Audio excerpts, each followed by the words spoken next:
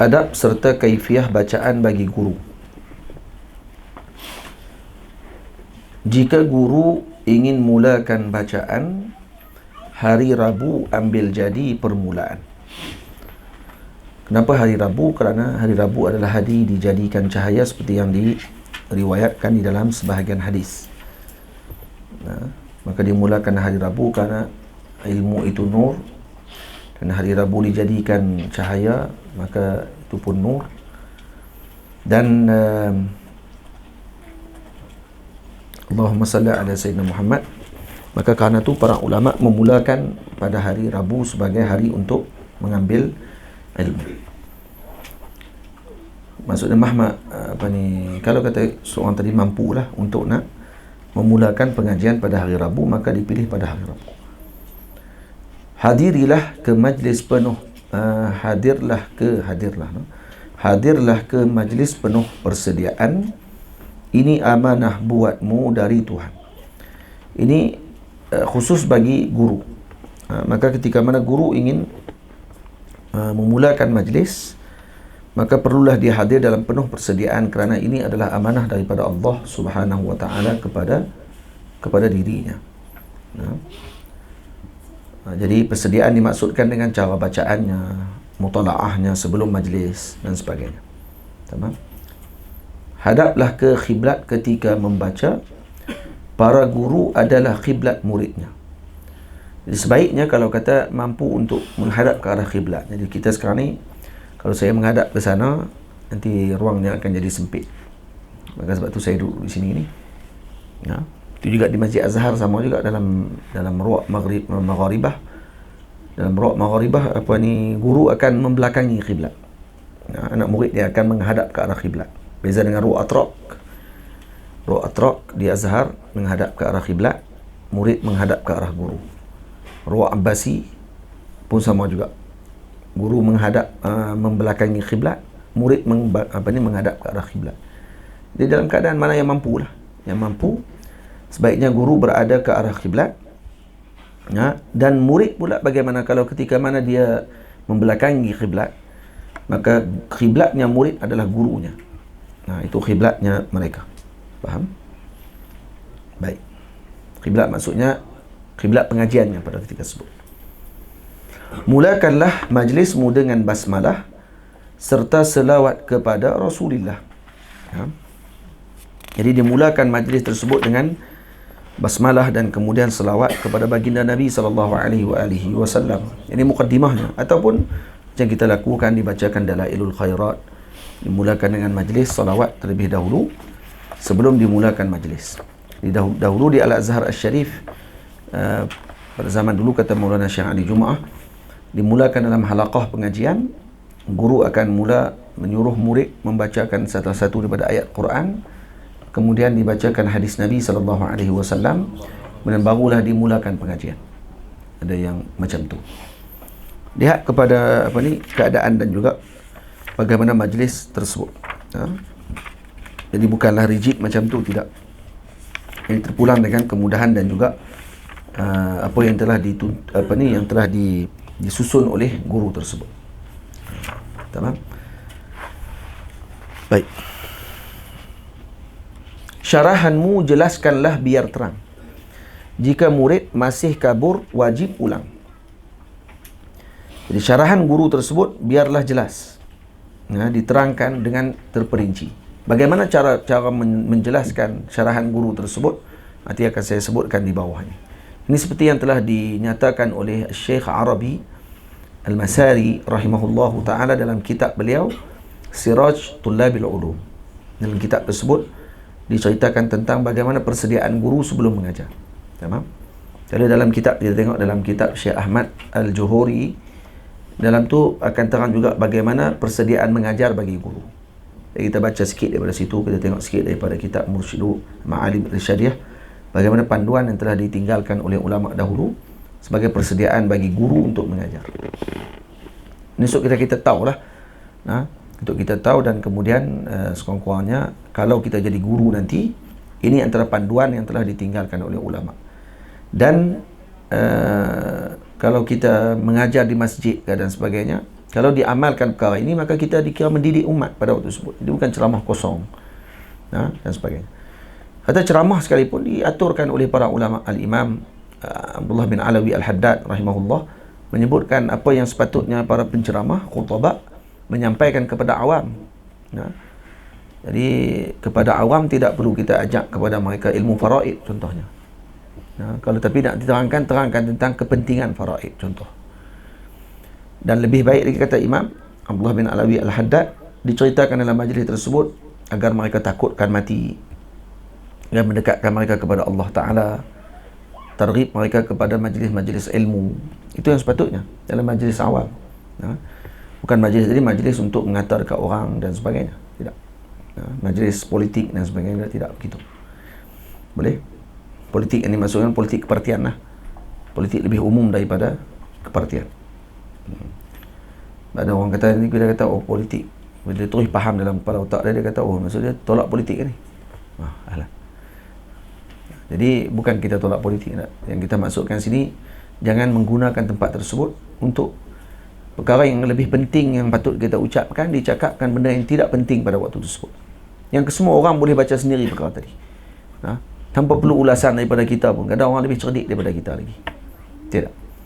Tapi ada orang yang benda tersebut orang tu tak tahu, kita pula duk pi tambah benda yang orang tu dah tahu. Buat apa?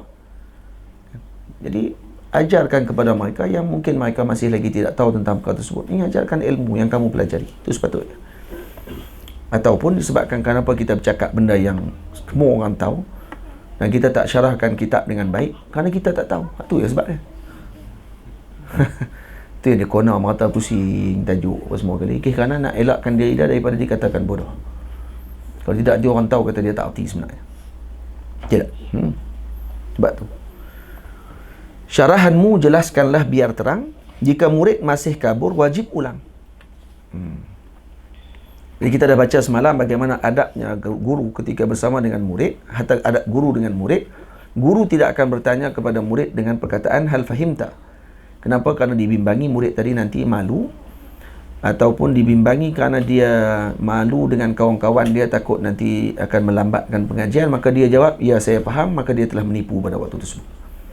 Sebaiknya bagi guru pada waktu tersebut adalah dengan terahus soal, dan kemudian dibincangkan soalan tersebut, bagaimana nak menyelesaikan masalah tadi, dan pada waktu tersebut baru kita tahu kata murid tadi faham ataupun tidak. Itu cara yang sepatutnya. Tamam? Baik. Itu kalau dalam majlis, inilah pengajian yang secara khusus. Ada beberapa orang pelajar yang duduk dalam bersama dengan guru tersebut. Yang itu akan membina malakah murid tadi. Tapi kalau majlis awam, lebih baik kita hanya itrah, sampaikan maklumat, berikan kepada mereka pengajaran dan sebagainya. Jelaskan maksud matan yang disyarahkan. Jika punya kesulitan, permudahkan. Jadi cara dia macam mana? Yang pertama, kalau kata cara bacaan yang pertama, dibacakan matan terlebih dahulu, kemudian disyarahkan secara umum berkenaan dengan maksud matan yang akan dibincangkan pada hari tersebut. Maka jika punya kesulitan, permudahkan. Kalau di dalam matan tersebut ada ayat-ayat yang perlu kepada kefahaman, maka disyarahkan kepada murid secara ringkas terlebih dahulu. Jika dhamirnya berbilang, kembalikan. Ini bukti mengertinya atau bukan. Kalau dhamirnya berbilang, maka kembalikan dhamir tadi kepada di manakah tempat tunjuk bagi dhamir tersebut. Boleh faham? Dan ini bukti mengertinya atau bukan. Nak tengok orang ni reti ke tidak, dia reti, kembalikan dhamir. Kita baca kitab Arab, reti kembali dhamir ke mana tempat asal dia balik, maka ni orang reti lah. Lepas tu kata ulama, kita mengaji nahu ni, nak tengok reti ke tak reti, tengok reti tak kembalikan balik dhamir. Kalau pandai balik semula dhamir, insya-Allah tu antara tanda-tanda bahawa kita dah mengaji pada waktu tersebut. Tapi kalau dhamir kita tak tahu nak kembalikan ke mana, kalau dalam kitab Jawi ada nya pertama tu nak pergi ke mana, nya kedua nak pergi ke mana pula. Faham? Jadi kalau tak erti yang itu, maka dhamir itulah yang nak tengok balik bukti bahawa guru yang mengajar tadi erti ataupun tidak. Boleh? Itu maksud saya, ini bukti mengertinya. Ini mengerti guru tersebut ataupun tidak mengerti. Betulkan bacaan juga i'rabnya. Jika benar i'rab, benarlah maksudnya. Jadi betulkan bacaan kita. Bagaimana cara nak betulkan bacaan tadi? Masuk dengan cara bacaan kita, lahjah bacaan kita tadi. Lepas tu kalau boleh baca kita Arab tu bagi nampak macam Arab. Sebutan tu biar betul. Kan? Jangan baca kita Arab tapi bunyi macam dengan Jawa. Kan? Dan juga i'rabnya biar betul. I'rabnya betulkan. Tak mana fa'il, tak mana maf'ul, dan sebagainya, dibetulkan baris kita tersebut. Jika benar i'rab, benarlah maksudnya. Karena apa? Karena al-i'rab far'un 'anil ma'na. Dan juga terbalikkan, al-ma'na far'un 'anil i'rab. Okay? Jadi i'rab adalah furu' daripada makna. Benar i'rab, insya-Allah benar makna dia, kita boleh letak baris dia. Kita letak baris dengan baik, letak i'rab dengan baik, maka kita boleh letak makna bagi perbahasan tersebut dengan baik. Kalau tak betul i'rabnya, maka susah untuk kita letakkan maknanya. Kita tak tahu mana satu maf'ul yang kena buat, mana satu fa'il yang buat. Kita tak tahu mana satu mubtada', mana satu yang khabar. Kita tak tahu ni tamyiz ataupun hal ataupun sifah. Maka kena bezakan semua perkara tersebut dengan cara kita mempelajari nahwu. Itu alat dia. Baru betul maksudnya. Jadi i'rab far'un 'anil ma'na lil qari', kepada orang yang membaca tersebut. Wal ma'na far'un 'anil i'rab lis-sami'. Nisbah kepada orang yang mendengar, maknanya tersebut akan jadi tepat ketika mana maksud tadi diberikan oleh orang yang i'rab dengan tepat tadi. Faham? Kebenar i'rab, benarlah maksudnya. Kerana tu mengaji nahwu bukan hanya buka kamus. Buka kamus itu hanya mengetahui maksud bagi kalimah. Tapi untuk letakkan jumlah tadi dengan makna kadang-kadang tersilap. Kerana kita tak tahu mana satu dhamir, mana satu maf'ul, mana satu fa'il. Okay? Jadi kalau al-i'rab far'un 'anil ma'na. Jadi kalau kita sebut daraba Zaidun Amra. Jadi Zaid jadi fa'il. Amra jadi maf'ul. Maka kita tahu siapa yang kena pukul, siapa yang pukul. Ya tak? Kalau sebut duriba Amrun, kita tahu tak disebutkan siapa yang pukul. Mana yang memukul tadi telah disembunyikan. Dan disembunyikan kerana apa? Tu dalam balaghah pula. Boleh. Tapi kalau nak letak makna boleh je. Daraba Zaidun Amrun. Daraba telah pukul. Zaidun Zaid. Amrun Amrun. Jadi siapa yang pukul siapa ni? Tak tahu, tapi dia sebut yang tu lah. Telah pukul Zaid Amrun. Tapi cuba baca tengok. Daraba Zaidan Amrun. Macam mana pula? Kalau daraba Zaidan Amrun, maka tahu yang kena pukul sebenarnya Zaid. Tapi boleh tak tapi terbalik macam tu? Boleh. Kau suka? Tukang baca tu dia yang baca.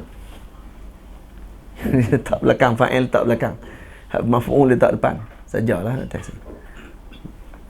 Itu yang ada seorang kakak, seorang makcik di Tarim, dia seronok satu hari kerana ada seorang budak silap baca. Sebab selalu orang baca daraba Zaidun Amran, daraba Zaidun Amran. Tiba-tiba satu hari ada seorang budak dalam kelas tu baca daraba Amrun Zaida.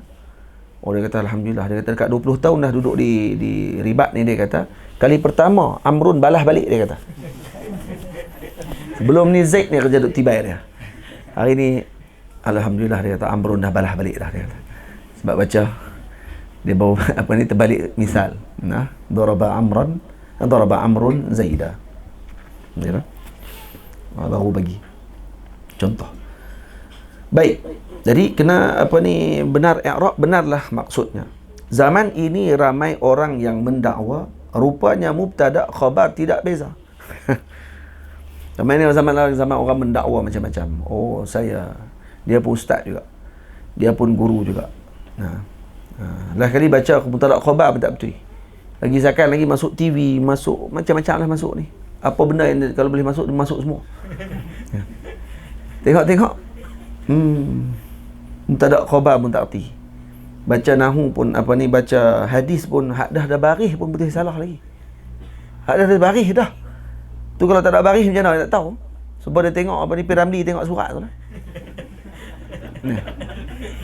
Tu Piramli nak kata apa sebenarnya tu? Piramli nak perli tu sebenarnya tu. Dia nak perli ni orang-orang baca surat tak faham ni. Tompok-tompok tai unta betul-betul. Maksud dia apa dia tu? Dia kata ramai orang dia suka syarah ikut suka dia. Dah kali bagi apa? Bagi kat pandai baca. Ni baru pandai baca betul. Baru maksud sampai. Dia bila yang baca tak sampai maksud, buat pergi kemah terang mana pun. Baca macam Arab. Sekali Arab dah, dia kata. Tak tumpuk-tumpuk tak unta. Dia kata, ni Arab ni. Padahal surat tu nak abang kata nak jumpa tu ya. Kan minta maaf tau. Gitulah dia kurang. Tapi maknanya point tu sampai lah. Nak perli kepada orang yang konon-konon buat pandai baca, padahal tak pandai baca. Zahir dia punya jahil tadi dengan bacaan dia tadi. Akhirnya nak mudah buat apa? Ceramah lah. Ceramah tak payah baca.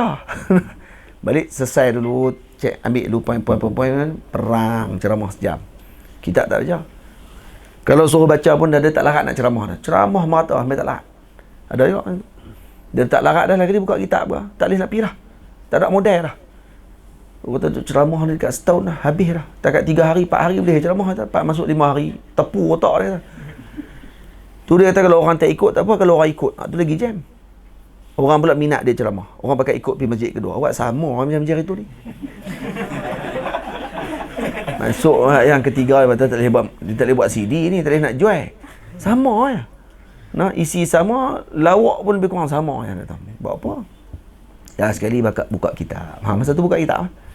Dia mula masa tu buka kitab. Dia akan cari kitab yang rasa ringan-ringan sikit. Apa dia akan buka dia kata. Hak dia rasa ringan lah. Arba'in. Baca hadis lah. Sebab hadis lagi dia boleh goreng.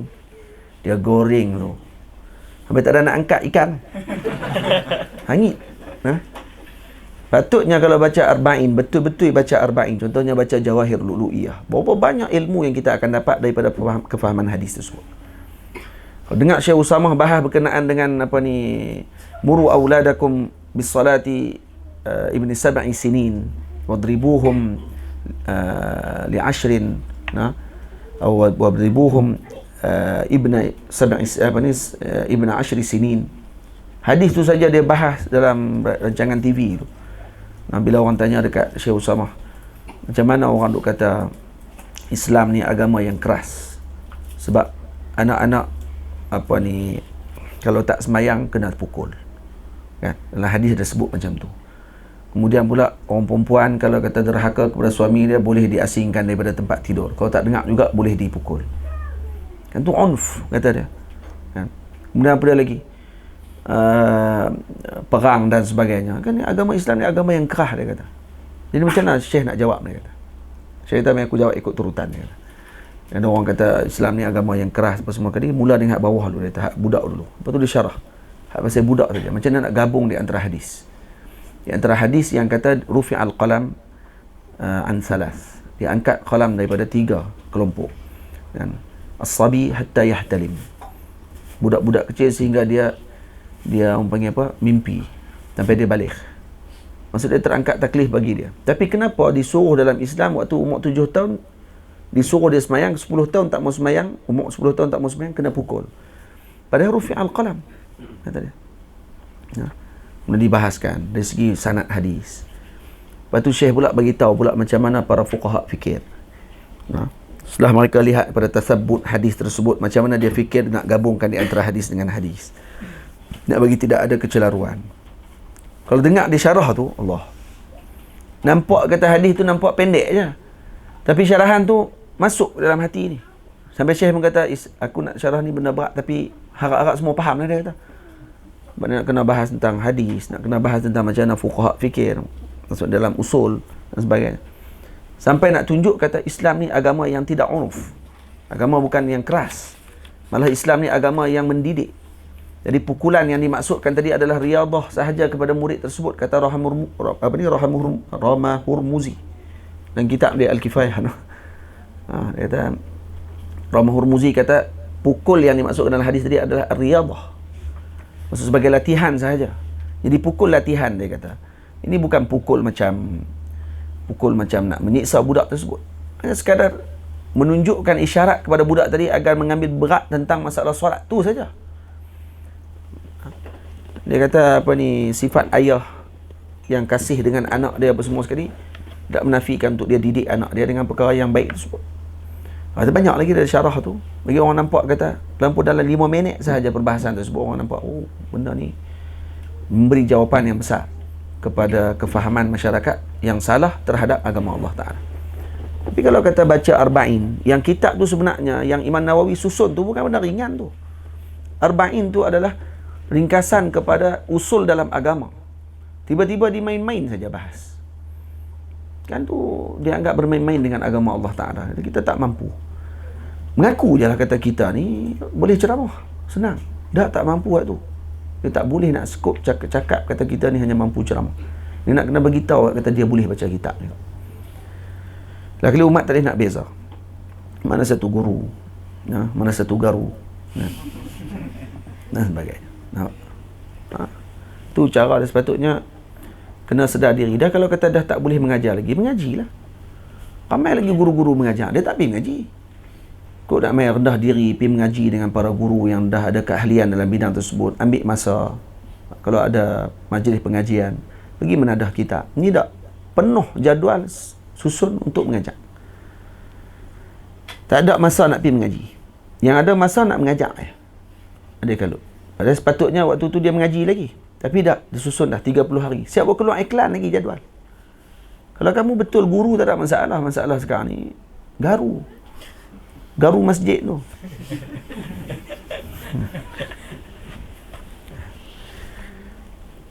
Sebab tu kena, kita kalau kata je ni orang berasa hati marah. Kata dia seorang je lah boleh mengajar. Tak kata. Saya tak kata saya seorang. Ada sebut daripada awal sampai hujung tu kata sebenarnya saya seorang je boleh mengajar. Orang ni tak boleh mengajar. Ada saya kata itu kan. Saya kata yang patutnya mengaji kena pergi mengaji kan. Lebih bahasa lebih bawah. Tidak. Kalau pergi daurah Yaman 3-4 hari tak sedap mengaku kata Tok Guru. Tidak. Ni pergi apa ni mengaji sikit-sikit gitu balik buka pondok. Oi takkan lah. Balik buka pondok tu ya tak tahan tu. Senang je buka pondok. Aduh, kita mengaji 16 tahun ni pun rasa macam nak pi lagi. Saya dah 16 tahun duduk di Mesir. Duk rasa macam nak kena pi lagi duduk di Mesir ni. Patutnya memang duduk lagi ni. Ada 4 tahun lagi nak cukup 20 tahun. Tapi dah apa ni tahun ni jadi apa yang terjadi ni. Itu yang ubah jadual tu. Tu pun akan pi juga. Tu pun dalam otak duk fikir lah ni, masyaikh ni memang nak kena panggil mai sini nanti. Syekh Ahmad ni tiap-tiap tahun mesti mai ke sini. Saya akan usaha lah untuk bawa dia mai ke sini. Kitab-kitab mana yang saya tak habis dengan dia tu habis kat sini lah. Cara ada duit gitu lah nanti ni kan. Cara tak ada duit kita koncang lah poket-poket siapa-siapa yang ada duit tu. Beda kita nak mengaji. Kita tak ada duit. Dia goncang orang kaya tu bagi depa bagi duit, bawa mai syekh ke sini, kita yang mengaji. Orang kaya dapat pahala lah. Cara dia macam tu lah. Dan kita pun nak tumpah mengaji lagi. Bukan kita nak duduk saja. Habis dah bateri. Kan sebab qasidah tadi ni.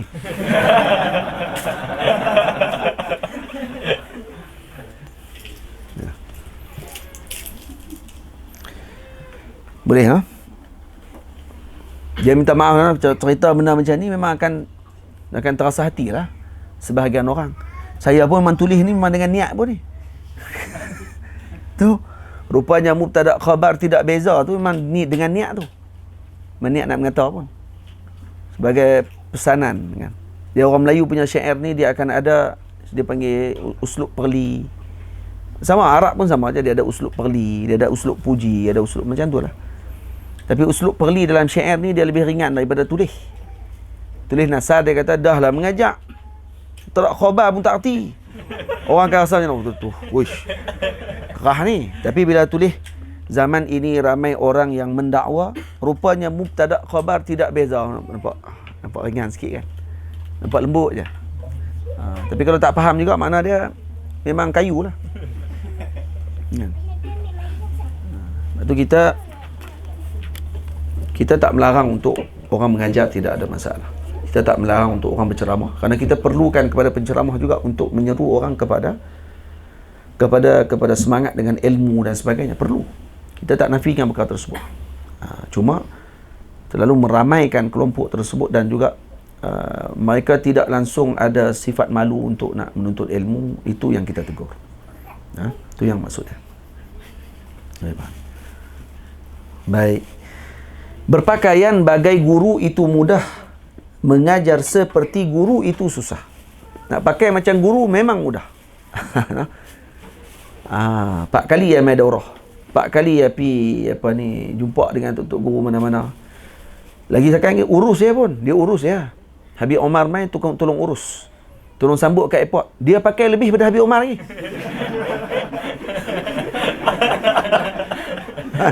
Dia baru sambut dia. Ahlan Sidi. Arab pun tak erti. Ya. Ahlan tu pun 4 kali buat berlatih kat rumah.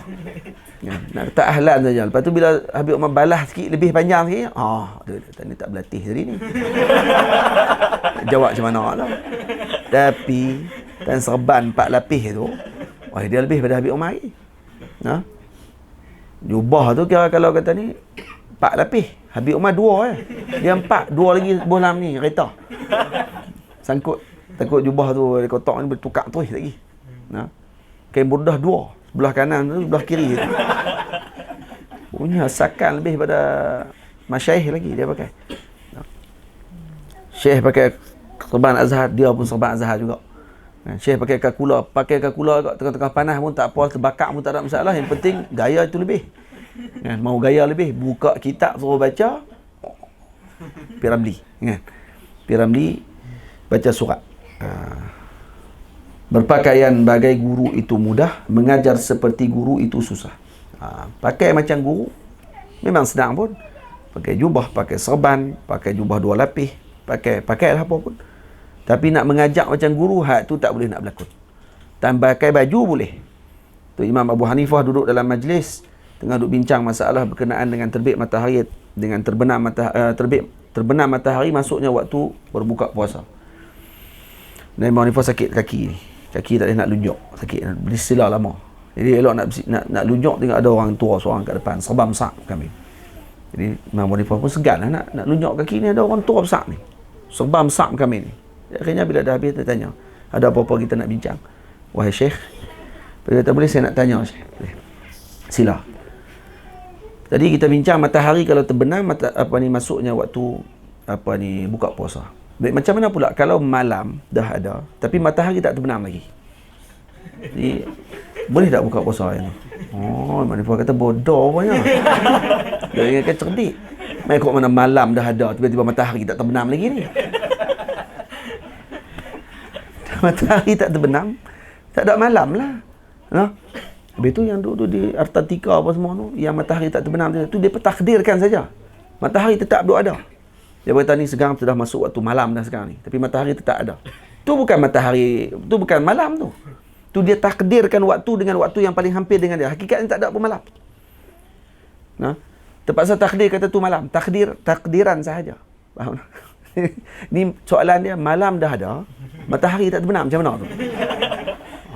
Manifah kata, ni bukan payah nak jawab ni, bodoh rupanya. Lunjuk kaki terus waktu tu juga. Tu kata time berpakaian macam masyaikh tu senang, tapi time bercakap, sebab tu kata ulama, nak bagi orang tak nampak kita bodoh, jangan bercakap. Itu ya. Senang, orang nampak cerdik. Jangan mula bercakap saja. Rupanya waya.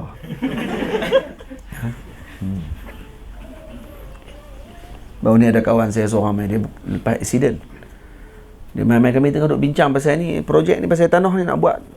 Ustaz Fauzi duk terang ni, kita kena buat macam ni, jalan macam ni, nanti tempat parking macam ni. Tengah lukis ni, kawan saya tu main. Saya lama tak jumpa dia. Dia main-main terus sampai naik motor tu. Assalamualaikum. Kenal tak? Senior dulu ni. Wih, senior. Saya pun tengok, lah, kawan kita dulu sekolah. Yang betul lah, senior saya sekolah dulu ni. Kalau agama baling tu. Peluk kita apa semua ni. Kita duk cerita pasal Ustaz Fauzi tengah duk terang ni, dia pun duk campur juga. Tu pun dah nampak, awak pelik ni, Pak Long ni. Dah lama tak jumpa awak jadi macam ni. Ustaz tu duk bisik kat kita. Apa ni, doa dah. InsyaAllah masuk pilihan raya tu ni.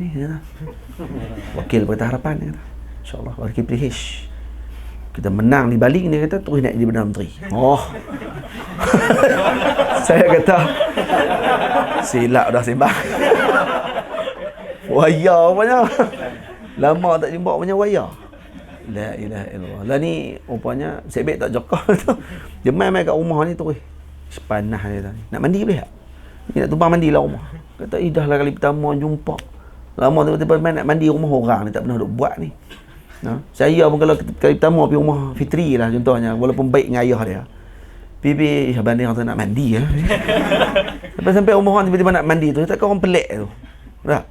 Kata, "Hai, waya apa ustaz ni?" Tak ada apa-apa. Oh, rupanya macam tu. Lepas tu duk sembang pula. Entah jangan duk buat ni, dia kata jangan duk buat pondok, jangan duk buat mak tahfiz. Jangan duk buat mak tahfiz. Ustaz Saleh Musa, Ustaz Soleh. Saya duk heran sampai Ustaz Soleh mana ni? Tok Guru Ji Saleh dia panggil Ustaz Saleh lah.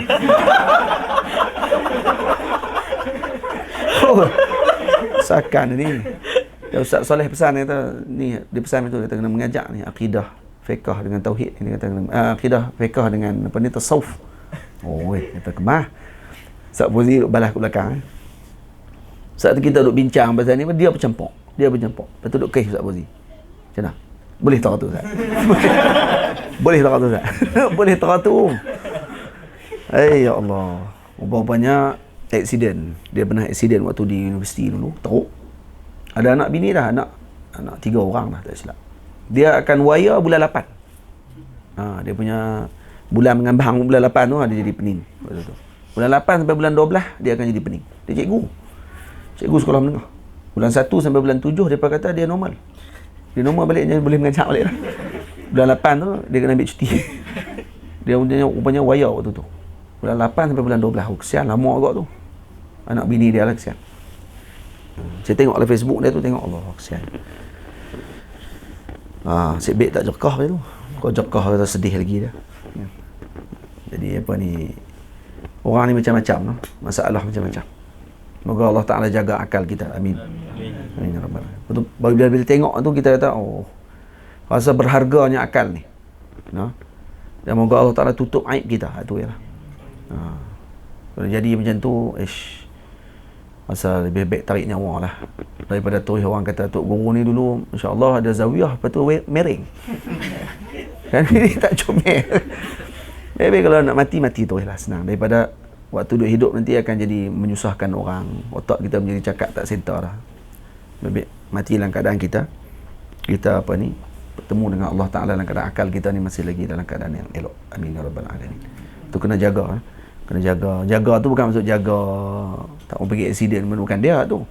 Jaga akal kita ni dengan kapasiti yang kita ada ni, dengan zikir, dengan salawat, apa semua kali. Tu cara dia.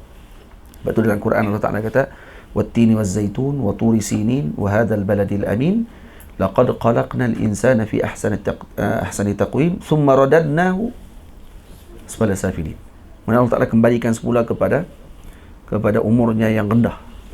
Asfala safilin maksudnya kembali balik kepada umurnya seperti kanak-kanak. Sebagian mufassirin sebut macam tu, kata Al-Imam Abdul Wahab Sya'rani. Kemudian illa alladhina amanu, kan? Lagi wa amilus salihat. Illa alladhina amanu, kata para ulama, atau Imam Abdul Wahab Sya'rani, sebahagian ulama kata iaitu orang-orang yang membacakan Al-Quranul Karim. Yang membacakan Al-Quran, yang sering membaca Al-Quran. Jadi antara cara untuk menjaga akal, kata para ulama, seperti dalam formula dalam ayat tersebut, iaitu dengan banyak membaca Al-Quran, banyak berselawat kepada baginda Rasul sallallahu alaihi wasallam, insya-Allah terjaga akal kita. Itu cara, kata sebagian ulama. Tamam? Wahai anak muda, jangan gopoh gapah, belajarlah biar lama dan barakah. Jadi anak-anak muda kena ta'anni untuk ilmu ni. Man ista'jala syai'an qabla awani uqiba bihirmani. Sabar. Untuk kita nak ke hadapan dan sebagainya, sabar dulu. Dan masih sama belajar. Sabar sekejap. Jangan kita cepat untuk suka nak ke hadapan. Kenapa? Kerana ini semua ujian yang Allah Ta'ala akan bagi. Melainkan ketika sampai waktu tersebut, Allah Ta'ala akan guru kita dan sebagainya akan bagi izin kepada kita untuk kita bercakap pada ketika tersebut. InsyaAllah khair, akan dapat barakah waktu itu. Kerana buah yang tidak matang ketika dipetik oleh orang, maka dia tidak akan bagi manfaat yang banyak. Tapi kalau buah tadi dah matang, elok, masak, bila dipetik orang akan rasa manis ketika makan buah tersebut. Itu yang kita nak. Dan durian pun kalau boleh yang luruh tadi, luruh yang dah masak elok, bukan yang luruh mangkak. Luruh mangkak, ya luruh, sama agak luruh. Tapi orang tahu. Orang tak buat. Nak buat Sarawak. Poyak ke apa semua Sarawak tu. Sarawak pun boleh lah. Yang jenis busuk-busuk tu orang tak boleh nak buat apa dah. Mangkak lagi teruk. Boleh tak buat tempoyak kan? Kalau kata dah ada busuk-busuk sikit tu, bolehlah buat kat tempoyak. Pakai jugalah. Dah dia masak, terlalu masak sangat pula dah. Kan? Masak sangat pula jadi lembek tu, tu boleh buat sebagai tempoyak. Ni kalau mangkak, tak boleh buat apa. Nak tak balik atas pokok pun tak lepas habis dah. Luruh dah. Faham dah?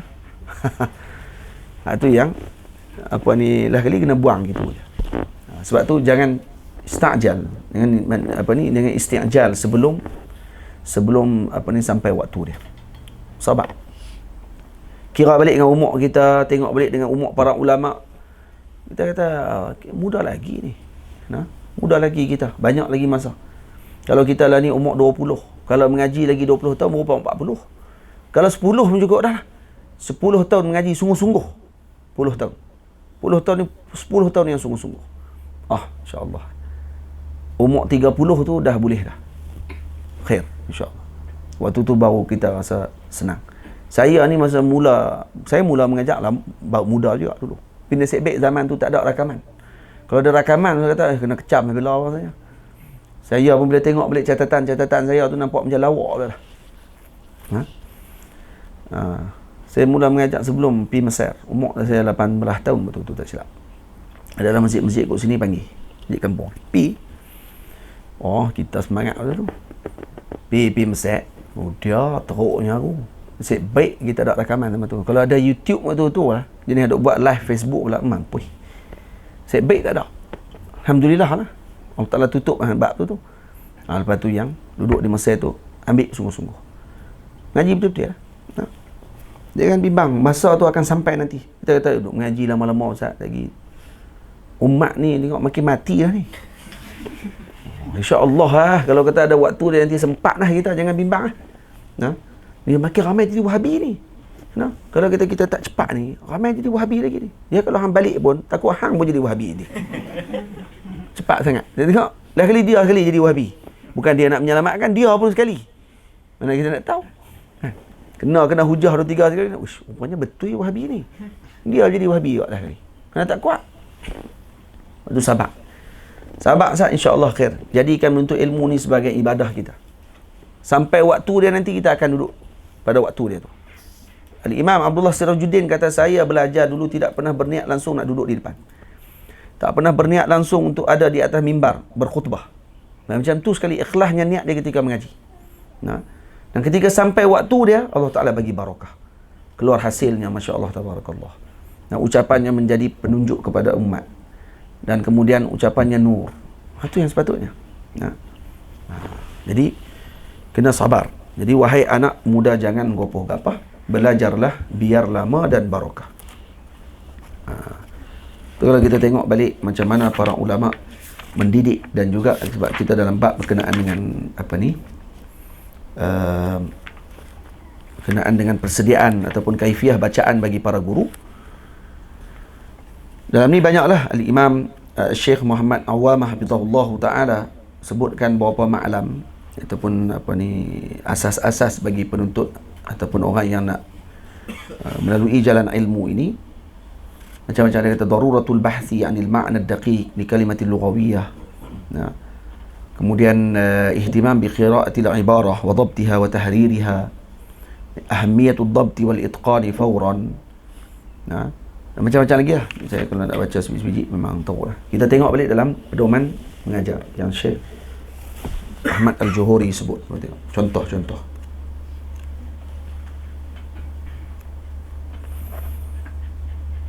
Tengok ni. Pasal yang kedua dia kata, kaedah mengajar darjah permulaan, iaitu murid-murid yang tiada tahu membaca dan menulis. Sampai macam tu dia tulis. Tiada berguna dan menghilangkan masa dengan percuma jika mengajar murid-murid yang baharu itu diajar huruf-huruf tunggal seperti A, I, U. Dia kata itu. Atau huruf yang berangkai seperti tan, ban dan sebagainya. Kerana huruf-huruf dan baris-baris yang dimaksudkan itu tiada apa ubahnya dengan huruf-huruf dan baris-baris daripada kalimah berangkai seperti Alhamdulillahi Rabbil Alamin dan sebagainya. Jadi doa, I, U, ban, tan, tin, tun, macam itu kan dia kata. Dia tak ada beza apa pun kalau kita baca tu Alhamdulillahi Rabbil Alamin. Dari sebab itu, kata dia, hendaklah terus diajar murid-murid itu mengeja surah Al-Fatihah Jadi ni murid permulaan yang tak tahu membaca, dia kata, dan menulis. Ni kaedah di Johor pada waktu tu yang Syekh Ahmad Al-Johori sebut. Kita kaedah nak mengajar dia, jangan mulakan dengan A, I, U, E, O, kan? Tapi baca dengan Alhamdulillah. Ajak terus mengajar surah Fatihah terus. Jadi mula-mula kata dia, dituliskan satu ayat seperti Bismillahirrahmanirrahim. Atau ditulis A'udzubillahi minasyaitanirrajim di papan hitam dengan huruf yang anggaran kasar sedikit, bagi asing-asing sikit, dan cukup terang baris-barisnya. Kemudian diajarkan dia beramai-ramai mengikut guru dengan menggunakan alat penunjuk, iaitu berulang-ulang kali sehingga telah didapati ada seorang atau lebih yang telah dapat bacaan itu. Jadi A'udzubillah, tunjuk, kan ditulis asing-asing sikit, Ain. Jadi Bismillah, pakai ikut. Ni baca macam mana? Bismillah, pakai ulang lah. Cerita Piramli. Kan? Yang tu lah. Maka pada tatkala itu, bolehlah ia menggantikan guru. Dia kata ni, kalau dah tengok macam tu dan didapati ada seorang ataupun lebih yang dapat bacaan itu, maka pada tatkala itu, bolehlah ia menggantikan guru mencontohkan ejaan itu dan murid-murid lain mengikut beramai-ramai juga. Waktu tu dia tengok ni, boleh tak baca lagi? Okey, kamu pula jadi tok guru. Anak murid tu pula pergi ke depan. Okay, tunjuk balik macam Ustaz tunjuk tadi. A'udzubillah, tunjuk betul-betul macam tok guru sebut tu. Maka dia pula tunjuk. Maka hendaklah bergilir-gilir di antara murid yang dapat itu, tetapi guru hendaklah memperhatikan huruf-huruf, baris-baris dan sabdu-sabdu yang ditunjukkan itu supaya berbetulan. Kerana yang demikian itu setengah daripada kaedah menguji kepandaiannya dan juga boleh mendapatkan murid-murid yang belum dapat. Demikianlah diperbuat hingga habis masa. Buat macam tu sampai habis masa. Masa kelas lah. Ya. Hendaklah darjah ini disoal mulut dengan dihalalkan kepada ramai apa-apa yang telah diejarnya itu, supaya segera hafaz dan mahir sekaliannya. Dan juga hendaklah diperbetulkan segala makhraj al-huruf dengan seberapa daya upaya. Mudah-mudahan yang dengan aturan yang demikian ini, selama 6 bulan, lebih kurang 50 jam, dia kata, ia belajar mengeja, maka dapatlah murid-murid itu mengeja dengan cukup baik, sehingga habis ayat lazim serta hafaz sekali. Dia kata, InsyaAllah boleh baca Quran terus lepas tu. Yang hanya kenal tu, semua dia akan ulang balik je. Sebab dalam baris dalam Quran, semua baris tu dah ada. Itu kaedah daripada zaman dulu. Dia kata, hubaya jangan sekali. Hubaya ni pertama. Hubaya jangan sekali-sekali membenarkan murid-murid darjah ini membunyikan Quran dengan telo. Bukan telur tu. Saya dah membunyikan Quran dengan telur. Telur, dia kata, dengan telur. Telur macam mana? Seperti alif disebutkan alif. Alif. Ba. Ba disebutkan be. Alif, be, te. Orang Johor. Orang Johor dia. Ni mungkin dia sebut ni di Johor lah ni. Ada sahabat kita Johor seorang. Ustaz nama apa? Antum nama apa sih? Johor? Antum nama apa? Nurul Islam lah. Alif, ba. Jangan alif, ba. Alif, ba. Kena ikut yang makhraj Arab punya. Saya bila hantar anak-anak pergi ke Masyayikh Badawi tu, lebihnya mengaji dengan orang Arab ni, dia akan bacaan dia jadi macam dengan Arab. Tak ada lah. Bismillahirrahmanirrahim. Letih pak. Dengar mengantuk kita. Tu saya mula jam dah. Juga tak pi ke belah Perlis kan. Belah Perlis ya. Wa mo adra wa mo. Slipper. Dia panggil jenis melanjut kat belakang. Baik. Tengok Fitri cakap macam tu. Fitri dia guru Quran juga kan. Baik, jadi jangan sebut yang betul punya. Jangan alif macam tu. Menjadi satu kesalahan, dia kata, atas guru-guru yang mengajar dengan bacaan hafaz di sekolah-sekolah agama kerajaan, membenarkan atau mengajar Quran dengan mengimalahkan huruf-huruf yang berbaris di bawah. Apabila ia mematikan huruf-huruf yang di hadapannya seperti ba yang berbaris di bawah pada kalimah Rabbil Alamin, dibunyikan Rabbil Alamin. Rabbil Alamin, tidak bil. Dan Ar-Rahmanir Rahim. Ham, tidak him. Dia kata, temu membunyikan huruf yang berbaris di hadapan apabila ia mematikan huruf yang kemudian seperti kalimah kul disebutkan kul. Kul jadi kul. Nampak tak? Huruf ha jadi ha. Nah, semua jadi ha bulat tu. Bukan ha pedas. Nah, huruf ra, kha dibunyikan qa. Lagi itu, Allahumma barik lana apa? Fima razaqana. Buah kana. Makan buah kana. Razaqana. Lagi jadi apa? Ramadan. Itu macam tu. Dah masuk bulan Ramadan ni. Ramadan. Sampai ke lagu. Bulan Ramadan. Allah, letih kita dengar. Aduh. Nah. Jadi gunnah seperti bunyi pada apa ni? Tak pada kalimah lah. Hak marbutah, tak marbutah tu kan. Lah dia kata. Dan lagi tiada menggunnah atau menghidungkan huruf mim dan nun yang mati sewakaf pada huruf alaihim waladdallin, ya, an'amta dan sebagainya. Seturi. Ini pula dia sebut mengajar kitab darjah permulaan. Oleh sebab murid-murid darjah ini belum tahu membaca dan menulis, maka hendaklah diajarkan dia kitab-kitab yang ditentukan, iaitu dituliskan di papan hitam dengan khat yang cukup terang. Kalau dapat bagaimana khat kitab itu betul-betul anggaran sebanyak yang difikirkan ia, boleh dapat pada hari itu jua. Kemudian, hendaklah guru contohkan bacaan itu menggunakan alat penunjuk sebagaimana mengajar muqaddam dahulu, iaitu diejarkan sepatah-sepatah. Jadi apabila ada seorang murid yang telah dapat, maka barulah disuruh ia menggantikan guru hingga habis masa dengan bergilir-gilir. Jadi maknanya sistem dipanggil sorogan, dipanggil. Sorogan dalam bahasa apa ni? Jawa ni sorogan kalau tak silap saya. Guru baca, guru suruh anak murid pula yang syarahkan. Baca balik pula. Jadi guru pula. Jadi anak murid pula jadi ikut. Faham? Cikgu main bola. Hari-hari cikgu main bola, cikgu tidak. Lepas tu pakai ikut ramai-ramai. Daripada dia ajak. Sebelum hari habis masa qadar 4 tu dah ni kaedah dia ni.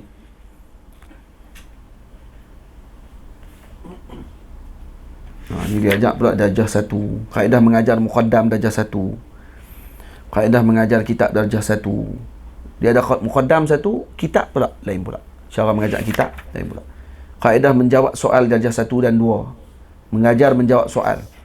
Kaedah mengajar Quran darjah 2, 3 dan 4. Kaedah mengajar kitab darjah 2 dan 3. Nak cara macam mana nak dhabit. Kaedah mengajar kitab darjah 4. Macam-macam banyak ni. Kaedah melatih sembahyang. Kemudian dia ada buat pula buku laporan, buku tulis murid, apa dia nak kena tulis. Contoh buku tulis ni, contoh laporan yang daripada guru. Selepas habis mengajar, nak kena buat laporan pukul 2.30 sampai pukul 3.30 mengajar apa. Quran baca apa dia. Berapa orang murid yang boleh, berapa yang tak boleh. Macam tu. Ini tengok ni yang saya tengok ni. Ni darjah 4 menghafal tawarikh. Dalam kitab permulaan bahagian yang ketiga dari muka 40 hingga muka 42. Darjah 5 diajar di papan hitam kaedah kira-kira faraid pada masalah ar-rad. Tu dia. Isteri, seorang mati meninggalkan isteri, ibu dan anak perempuan. Isteri dapat berapa, ibu dapat berapa, anak perempuan dapat berapa. Itu pula suruh kira. Dan tu saja pengajian selama pukul 4 sampai pukul 4.30, setengah jam je. Dia ajar. Kemudian berlatih semayang. Kemudian daripada tu terus balik. Tanda tangan guru. Gitu. Takkan apa? Apa boleh buat? Itu antara kaedah tu, kaedah mengajar. Macam mana guru nak menyusun pembelajaran dan pengajaran dia pada hari tersebut. Baik. Saya tengok sikit dalam kitab ni.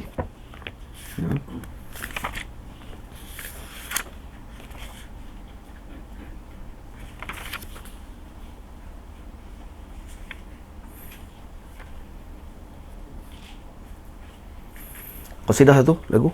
Saya sambil Ustaz duduk tengok ni. Qasidah.